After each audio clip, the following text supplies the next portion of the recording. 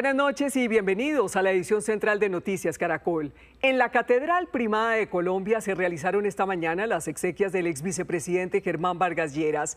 A la familia del estadista la acompañaron varios expresidentes de la República y miembros de todos los sectores políticos. En representación del gobierno estuvo la vicepresidenta Francia Márquez.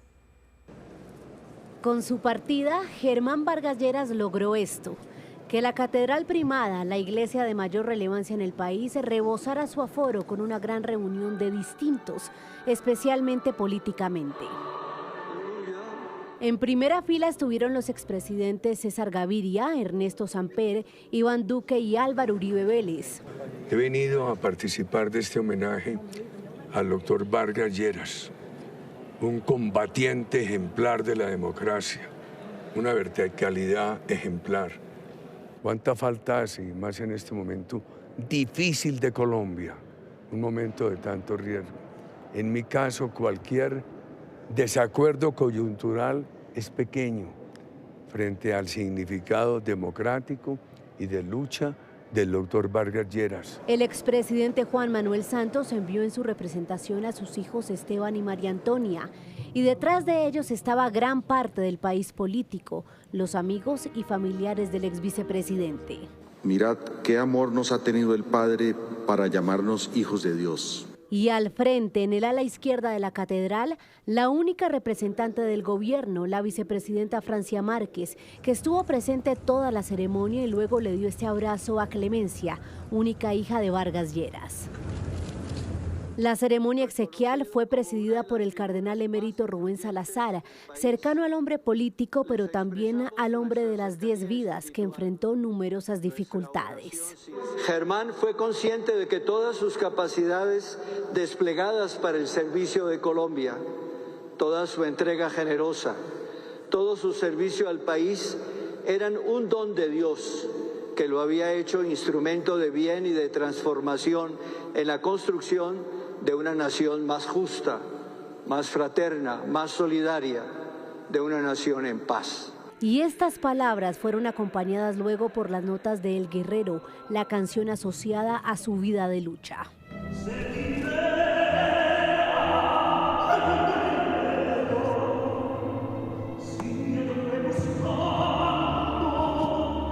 Así fue como el país dio un último adiós al estadista, al hombre que tenía a Colombia en la cabeza y que, coincidieron los presentes en la catedral, reunía todas las cualidades para ser presidente.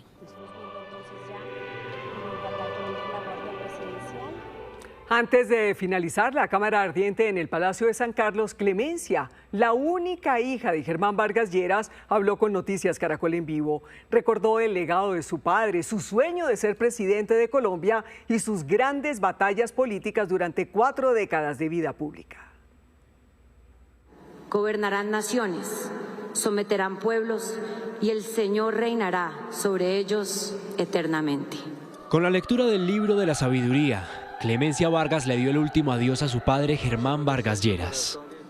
Los que confían en el que comprenderán la verdad, los fieles a su amor seguirán a su lado, porque quiere a sus devotos, se apiada de ellos y mira por sus elegidos. Palabra de Dios. Te alabamos, Señor. Se trata de la única hija del líder político, la niña de sus ojos, quien hoy lo recuerda como un padre amoroso que siempre estuvo ahí para cuidarla en medio de una vida llena de ocupaciones propia de la actividad política y de su pasión por construir un país mejor. Pero mi padre siempre, desde que me gradué de la universidad, me dijo: ¿y usted en qué va a trabajar? ¿Usted qué va a hacer? Hasta acá llegó el chorro. Y a pesar de ser una gran consentida de su corazón, me formó como una gran persona y una gran profesional, y eso se lo agradezco profundamente. Con tristeza, pero al mismo tiempo con orgullo, hoy enaltece el legado de su padre, un hombre aguerrido y fuerte, que es recordado incluso por sus contradictores políticos como un verdadero estadista.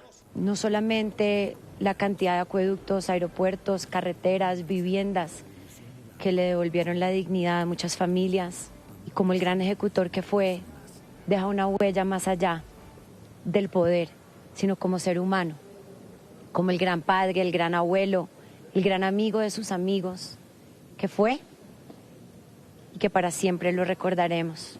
Clemencia y su familia esperan que el legado de más de 40 años en el sector público sirva de guía para construir un mejor país. Es un momento para recordar el legado que nos deja el amor por Colombia y sobre todo él como un gran mentor que dejó huella en tantas personas. Y el gran resultado de eso no ha sido solamente todo lo que ha hecho, sino también el compromiso de tantos trabajadores incansables que llevan 20, 30, 40 años con él. Uno de sus sueños siempre fue ser abuelo, y Clemencia logró darle esa felicidad.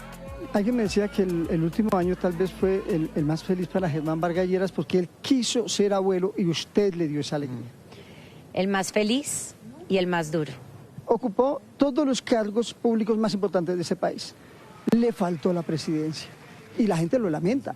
Sí, lamentablemente no lo vimos ser presidente y hoy, tardíamente, la gente lo comprueba, lo recuerda. Esperemos, ya que no le dimos la oportunidad de él hacerlo, como nuevamente lo repito, que podamos dejar ese legado de elegir bien. Hoy Colombia despidió a Germán Vargas Lleras en medio de una ceremonia en la que se reencontraron amigos, colegas, familiares y distintas ideologías políticas. Su último adiós dejó imágenes como esta, un abrazo sentido y caluroso entre Clemencia Vargas y la vicepresidenta Francia Márquez, quien en la política ha estado en una orilla ideológica distinta a la de Vargas Lleras.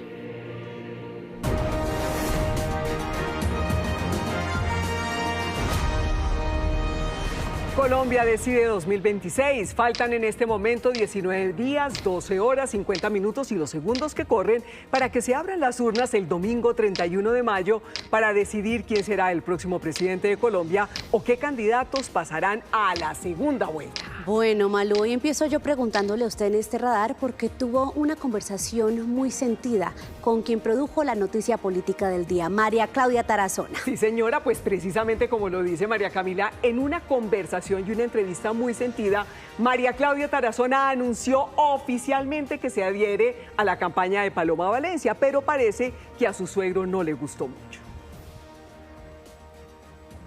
Este fue el anuncio de María Claudia Tarazona en Noticias Caracol que generó una nueva tensión en un sector de la derecha a 3 semanas de las elecciones presidenciales. Yo decido apoyar a Paloma Valencia y te voy a decir por qué la quiero apoyar, porque esa fue la voluntad de Miguel. Eso quería Miguel, que si no era él, fuera un candidato del Centro Democrático. Tras el anuncio, la candidata Paloma Valencia agradeció el apoyo.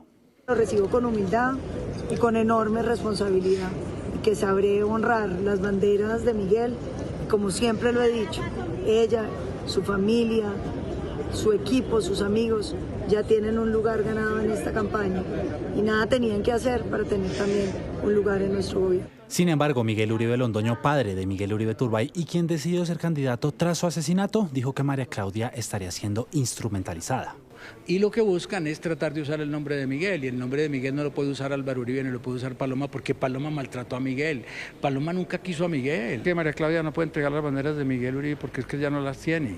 Las banderas de Miguel Uribe las tengo yo, su papá, el que lo engendró con Diana Turbay. Paloma Valencia se abstuvo de referirse a las declaraciones de Miguel Uribe Londoño. Vea la entrevista completa de Malú a María Claudia Tarazona en minutos en nuestra señal digital de Noticias Caracol en vivo a las 8 de la noche en Sala de Prensa. Bueno, y tenemos noticias relacionadas con adhesiones a la campaña de Iván Cepeda aquí en el radar de la política. Mañana en el evento de Liberales Rebeldes que aterrizarán en esta candidatura estará también el expresidente Ernesto Samper. Nos cuentan que el expresidente llega en respuesta a una petición de varios liberales que le enviaron esta carta solicitándole su respaldo a la campaña de Cepeda. Mientras tanto, el candidato sigue recorriendo hoy el Caribe. Estuvo en Carmen de Bolívar, donde habló de su compromiso con el acuerdo de paz con las FARC. Quiero asumir ante Colombia el compromiso formal de cumplir el acuerdo de 2016. Tenemos el deber moral y político de convertir en realidad aquello que fue pactado. Y también les tengo datos de lo que serán los cierres de campaña de Abelardo de la Espriella. El candidato del movimiento Firmes por la Patria escogió 2 ciudades claves en la contienda electoral. Se trata de Barranquilla, que recordemos es un bastión político importante porque puede darle la presidencia a un candidato. Su cierre en esa ciudad será el 23 de mayo. El otro evento de clausura será en Medellín, cuna del uribismo. El candidato y su fórmula José Manuel Restrepo planean un gran evento en la capital antioqueña y del Atlántico, y para ello ya abrieron inscripciones con boleta y todo incluida. Es más, según la campaña, en 12 horas el 70% de las boletas ya fueron vendidas. Hasta aquí el radar de la política. Ellos buscan gobernar al país. Estarán en la redacción. Aprovecho los micrófonos del canal Caracol para pedirle a todos que se calmen, que la cojan suave. Las campañas son muy duras físicamente. Los periodistas cuestionan. Lo hemos visto no solo a usted, sino también a los integrantes de su campaña peleando mucho, incluso con los del mismo sector, con la derecha. ¿Qué es lo que está pasando? ¿Qué va a hacer usted para combatir el secuestro? ¿De dónde va a salir ese dinero? Los candidatos responden. El que afecte la vida, honra y bienes del pueblo colombiano va a saber lo duro que muerde el tigre. Yo no creo en la impunidad de los delitos, de nadie. Aquí se exponen contradicciones. Usted era ateo. Sí. ¿En qué momento de su vida tuvo ese rapto místico y se convirtió al cristianismo? De hecho, lo vimos llorando. Se revelan verdades y se mide el poder de la palabra. Yo recibo partidos y no bandidos. ¿Cómo hacer una revolución que no sea uno el que se salve, sino muchos los que se salven? Los candidatos en sala de prensa. Desde mañana en primera edición y Noticias Caracol en vivo. Noticias Caracol. Un muerto y 6 heridos dejó una explosión en el corregimiento del Plateado en Argelia, Cauca. Según la Gobernación y el Ejército, el estallido se produjo en un depósito de explosivos de las disidencias. El alcalde del municipio investiga si se trató de un atentado.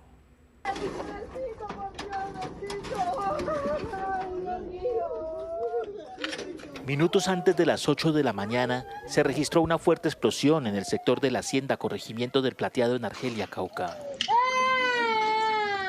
Por la onda expansiva, un hombre falleció y otras 6 personas resultaron heridas, incluidos 2 menores de edad. Las estructuras terroristas al mando de Iván Mordisco siguen manipulando artefactos explosivos. Esta vez se les detonó una vivienda, la cual tenían acondicionada para la fabricación y almacenamiento de estos artefactos. 4 viviendas resultaron destruidas, otras 11 quedaron afectadas. Las autoridades del municipio investigan las causas de la explosión. No sabemos si fue con ocasión de algún artefacto ubicado cerca de la vivienda de esta persona, si fue algún artefacto que cayó de lo que siempre hemos conocido como los drones. La explosión sucedió muy cerca de la escuela del sector. A unos 50, 60 metros aproximadamente. Está ahí pegado. Fue antes de que los estudiantes llegaran, pudo haber sido después de las 8 de la mañana y la tragedia fuera extremadamente peor. Este tipo de acciones y demás hacen que el grupo armado que delinque sobre ese sector, que es la Carlos Patiño, pues tenga este tipo de acciones. Líderes y habitantes del corregimiento del Plateado piden a los grupos al margen de la ley que los dejen por fuera del conflicto. Queremos que nos dejen vivir tranquilos. Los niños ya no pueden salir a jugar al parque, tienen que estar encerrados. Si la esposa manda al señor esposo para trabajar, no se sabe si va a llegar bien, si va a llegar mal. Cuando los niños son enviados al colegio, pues toca echarle la bendición, desgraciadamente. Los heridos son atendidos en centros asistenciales de Argelia. En zona rural de Jamundí, Valle del Cauca, el ejército neutralizó un dron de las disidencias de las FARC cargado con explosivos. Según la tercera brigada, 2 aeronaves no tripuladas estaban dirigidas contra un pelotón de soldados que patrullaba el corregimiento de San Antonio. El segundo dron alcanzó a lanzar su carga. 2 militares resultaron heridos tras el ataque. El Consejo de Estado suspendió provisionalmente el traslado de los dineros de los fondos privados a Colpensiones. Para el gobierno, el tribunal será el responsable de una eventual suspensión en el pago de pensiones, mientras Asofondos dijo que se está protegiendo el ahorro de millones de colombianos. Con esta decisión del Consejo de Estado, los fondos privados de pensiones ya no tendrán que trasladar a Colpensiones los 25 billones de pesos. Se trata de una medida cautelar de urgencia en la que suspendió en su totalidad el decreto 415 de 2026, con el cual el gobierno ordenaba el traslado del dinero. El ministro de Trabajo, Antonio Sanguino, advirtió que el Consejo de Estado será el responsable de una eventual suspensión en el pago de pensiones. Con esta decisión, y queremos hacer responsable al Consejo de Estado de ello, se está poniendo en riesgo la pensión de estas 25.000 personas. Por su parte, Asofondo celebró la decisión y aseguró que se está protegiendo el ahorro de los colombianos. El Consejo de Estado determinó que había circunstancias suficientes para suspender la aplicación de este decreto, con lo cual se protegen estos 25 millones de pesos del ahorro pensional de los colombianos. La Asociación de Fondos de Pensiones y Cesantías de Colombia, Asofondos, y cada una de las administradoras de fondos de pensiones recibimos con beneplácito este fallo cautelar de urgencia del Consejo de Estado y estaremos, por supuesto, muy pendientes de la decisión de fondo que se tome al respecto. El ministro de Trabajo respondió. Pues que eso es un descaro. No va a decir el doctor Andrés que está en la ley que ellos se queden con los recursos de la gente. Pero que no sean descarados. Al 5 de febrero del 2026, 119.000 afiliados usaron la ventana de oportunidad. De ese grupo, 22.000 ya reciben pensión por parte de Colpensiones, mientras que los 97.000 restantes corresponden a cotizantes activos. Sin embargo, en la reforma pensional se estipulaba que el traslado de los recursos debe darse solo cuando la persona se pensione y que mientras eso ocurre siguen administrados por los fondos privados. El Consejo de Estado, en su decisión, dijo que el decreto emitido excedió la facultad reglamentaria del gobierno. En ese trino, el presidente Gustavo Petro no solo rechazó la decisión, sino que llamó a demandar penalmente al magistrado que tomó esta decisión. La medida cautelar es temporal y ahora se espera que el Consejo de Estado tome una decisión de fondo. Elegimos estar de tu lado, por eso somos el mejor lugar para trabajar en Colombia.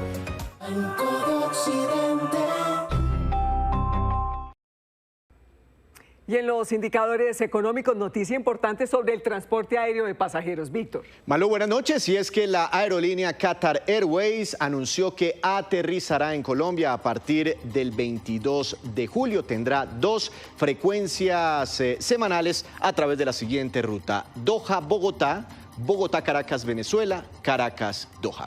En más información, mañana inician los vencimientos para que cerca de 1.300.000 empresas declaren y paguen el impuesto de renta ante la DIAN. Impuesto que se debe pagar en 2 cuotas dependiendo el último dígito del NID. La primera cuota entre el 12 y el 26 de mayo, la segunda entre el 9 y el 23 de julio. Con este impuesto, la DIAN espera recaudar cerca de 28 billones de pesos. En más información, la planta regasificadora SPEC, que es la única infraestructura que tenemos en Colombia para hacer importaciones de gas, anunció que su tradicional mantenimiento anual se realizará este año entre el 30 de julio y el 3 de agosto, anticipándose a una eventual llegada del fenómeno del Niño. De otro lado, el Ministerio de Minas y Energía expidió una circular para que las entidades públicas empiecen desde ya a ahorrar energía. El mercado subió el dólar, tasa representativa para mañana, 3.759 pesos. También subió el petróleo Brent, superando los $104 por barril. Y subió el café, precio de referencia para mañana, 2.300.000 pesos por carga en promedio. Continúe con Noticias Caracol. Víctor, por otro lado, Ricardo Roa, presidente de Ecopetrol en licencia, se declaró inocente en medio de la audiencia de imputación de cargos en su contra por presunta violación de topes electorales. Según la Fiscalía, en su calidad de gerente y administrador de los recursos de la campaña Petro Presidente 2022, habría permitido que los gastos superaran los topes fijados por la autoridad electoral. Se espera que Roa sea llamado a juicio en los próximos meses. Y un juez dejó en libertad a la exconsejera para las regiones Sandra Ortiz, vinculada al escándalo de corrupción en la Unidad Nacional para la Gestión del Riesgo. La decisión se produjo por vencimiento de términos. Sandra Ortiz permanecía detenida en la Escuela de Carabineros en Bogotá desde diciembre de 2024 y fue imputada por los delitos de lavado de activos y tráfico de influencias. La Fiscalía apeló la decisión del juez y el presidente de la Corte Suprema reaccionó. Es totalmente desafortunado que estas situaciones se presenten y estamos viendo que hay distintas interpretaciones en el conteo de los términos. esto va a tener que revisarse realmente porque no podemos seguir teniendo distintas posiciones sobre cómo se cuentan los términos. Y yo invitaría a que, si esto es así, pues siempre se utilice el término que se vence en menor oportunidad.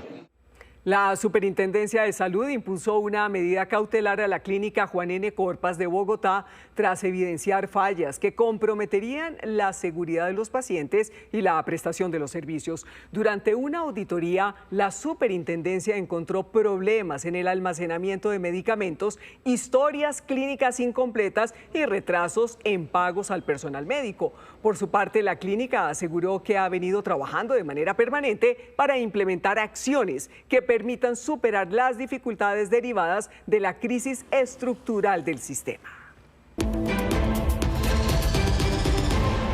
Hola, en Noticias del Mundo hoy, en Tenerife, España, fueron desembarcados los últimos 28 pasajeros del crucero donde se registraron varios casos de hantavirus.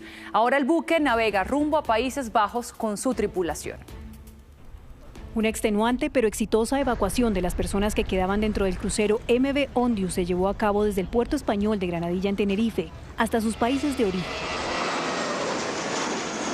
Acabamos de terminar el operativo con éxito. Entre ayer y hoy hemos evacuado a los 125 pasajeros y tripulantes de 23 países que o están en sus países o están ahora mismo, como acaban de ver, siendo trasladados hacia sus países. Según la ministra de Salud española, hoy se cerró el operativo con 2 vuelos más a Países Bajos. En uno de ellos irán 21 personas del crucero, más 2 médicos de la Organización Mundial de la Salud. En otro, 6 personas que irán a Australia. El mismo director de la OMS viajó a España para hacerse cargo de las evacuaciones y manejar de primera mano la situación. Como se pueden imaginar, algunos pasajeros incluso sufrieron crisis nerviosas. Es muy difícil permanecer durante semanas en un contenedor pequeño. Pueden imaginar cómo afecta la salud mental. Además, muchos de ellos son personas mayores y padecen diversas enfermedades crónicas. Imaginen cargar con eso durante varias semanas. Agregó que brindarán todo el apoyo y seguimiento a la valiente tripulación que aún se encuentra a bordo del barco. Desde el inicio del brote, 3 personas han fallecido y otras dado positivo. Por eso se mantendrán a las personas evacuadas aisladas durante 42 días. Entre los evacuados este domingo figuran un estadounidense y una francesa que dieron positivo para el virus. La mujer presentó síntomas durante el vuelo y está en cuidados intensivos. Recientemente también informaron que uno de los españoles evacuados dio positivo. La embarcación se encamina ahora con 26 tripulantes a Rotterdam, en Países Bajos. Se espera que llegue el domingo por la noche. Falló otro intento de acuerdo entre Estados Unidos e Irán. Como totalmente inaceptable y estúpida, calificó el presidente Trump la contrapropuesta de Irán frente al memorando de entendimiento con el que Estados Unidos esperaba la reapertura del estrecho de Hormuz y poner fin a la guerra. Trump también advirtió que el cese al fuego está agonizando. Irán, por su parte, defendió su propuesta que planteaba establecer su soberanía sobre el estrecho de Hormuz. La Unión Europea acordó nuevas sanciones contra colonos israelíes por la violencia contra palestinos en Cisjordania. Ejemplo de esos abusos es que obligaron a una familia a desenterrar el cuerpo de un hombre en ese territorio palestino. Los ministros de Relaciones Exteriores de la Unión Europea consideran que estos actos violentos e intolerables deben parar. El gobierno de Netanyahu condenó la decisión del bloque comunitario.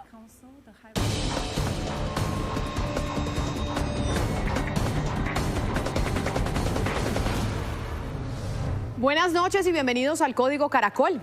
Antes de que finalice el gobierno del presidente Gustavo Petro, muchos están sacando el balance de lo que ha sido su gestión. Cifras van, cifras vienen, pero hay una muy llamativa. En estos años el gobierno ha expedido 4.485 decretos, según cálculos del INSILAB, el Laboratorio de Políticas Públicas que dirige el profesor de la Universidad Nacional, Pedro Medellín. Es el gobierno que más decretos ha expedido desde que se tenga memoria. Incluso se ha legislado más por decreto que en épocas de pandemia cuando el Congreso estaba cerrado. Legislar por decreto implica concentrar las decisiones en el Ejecutivo, lo que contradice los orígenes del propio mandatario, que es el movimiento M19 que surgió, según sus defensores, por la exclusión política del sistema y la excesiva concentración del poder en cabeza del presidente. En su momento, ese grupo denunciaba que el país no vivía en una democracia real, sino en una dictadura civil, que usaba decretos para reprimir la protesta social, censurar la prensa y juzgar a civiles en tribunales militares. De hecho, gran parte de su lucha política política inicial exigía el desmonte de este aparato normativo que permitía al Ejecutivo saltarse al Congreso. Por esa razón, uno de los objetivos de la Asamblea Nacional Constituyente, que derivó del proceso de paz con ese grupo, introdujo cambios estructurales para evitar ese poder del Ejecutivo para gobernar por decreto. La Constitución del 91 fue el mecanismo para pasar de un sistema donde el presidente gobernaba por decreto a un sistema de pesos y contrapesos, garantizando que la excepcionalidad no se convirtiera en la regla. Por eso es paradójico que el presidente, cuyo origen es esa guerrilla, la cual tenía como uno de los ejes centrales esa crítica, haya sido el gobierno que más decretos haya expedido desde la creación de la Constitución del 91.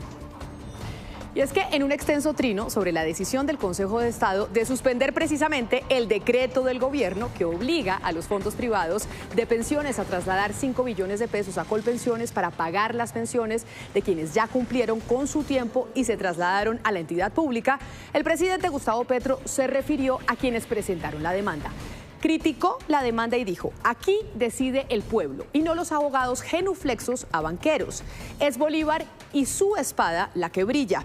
A renglón seguido aseguró que el pueblo trabajador debe votar por sus derechos, pero no solo es elegir un presidente, sino cambiar los poderes que se oponen ilegítimamente a los derechos del pueblo constituyente.